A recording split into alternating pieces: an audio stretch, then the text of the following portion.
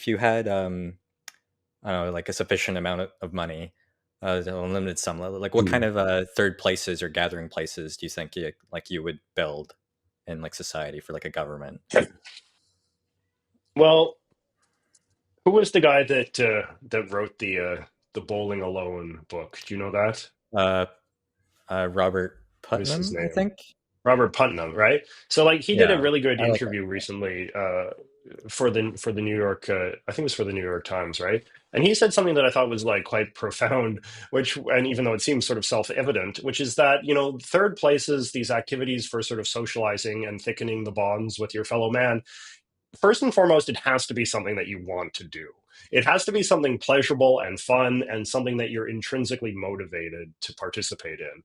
He was saying that, like, too often, um, when we read articles and hear from people talking about the sort of the phenomenon of loneliness and alienation and so forth, too often these kind of pieces often have a sort of hectoring tone where it's like, you should do this, you should go to that, it's bad that we don't have these things anymore, and more people should, be going to church or the community center or the lawn bowling society or whatever. And they have this sort of preachy tone that just kind of takes it for granted that the spaces are what matters.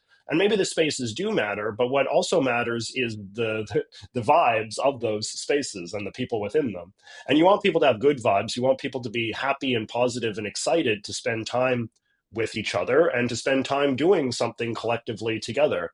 So I think that this is the kind of situation where it cannot be just decreed from on high. We cannot just kind of say, like, people should congregate here and do this. No, it's like individuals themselves have to realize what is important to them, and then they have to make the initiative to seek out like-minded people who care about the same things that they do. And then from there, you start going through the business of sort of creating community spaces. So it's not just about making the space first and hoping people will show up or hectoring people to show up. It's about making a pre-existing connection with people on the basis of something that you have in common and something that you like and want to do more of, and that the enjoyment of that thing would be, accentuated with the presence of another, fan or enjoyer.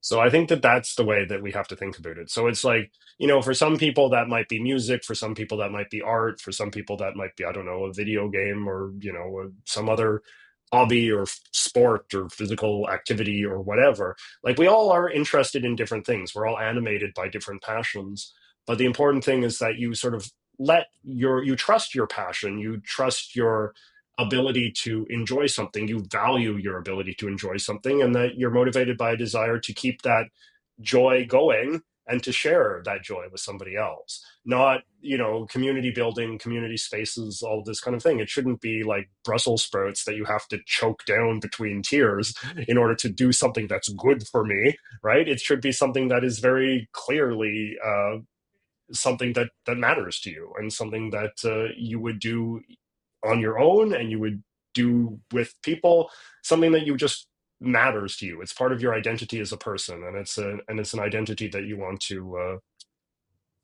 share with other people.